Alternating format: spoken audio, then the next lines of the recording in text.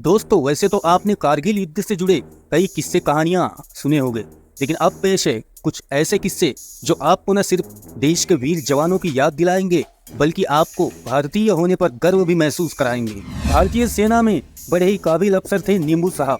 द्रास पर चढ़ने की जब बारी आई तो सबके हाथ पैर फूल गए। 16,000 फीट की ऊंचाई, पारा -10 डिग्री पर जवानों को दिक्कत आ रही थी, पर चोटी पर कब्जा तो करना था, पाकिस्तानियों को भगाना था।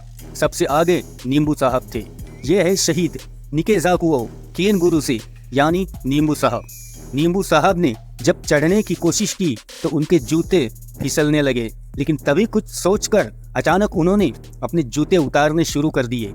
इतनी ठंड में जूते उतारना खतरनाक था, उन्हें फ्रॉस्ट बाइट हो सकता था। लेकिन इससे पहले कोई कुछ समझ सके, नींबू साहब ने मोजे भी उतार दिए, नंगे पैर चट्टान के ऊपर खड़े हो गए।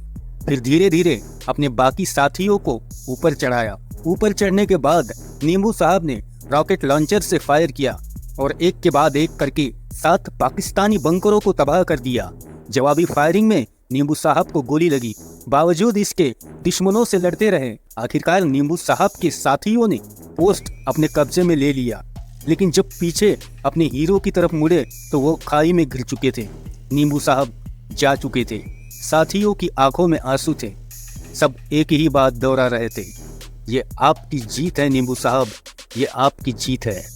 तो दोस्तों, कारगिल के इस महान योद्धा के बारे में सुनकर आपको कैसा लगा, कमेंट में ज़रूर बताइए और हमारे चैनल को सब्सक्राइब ज़रूर कर दीजिए। ऐसे ही नई नई जानकारी लेकर हम आपके सामने रोज़ हाजिर कर दिया करेंगे। धन्यवाद।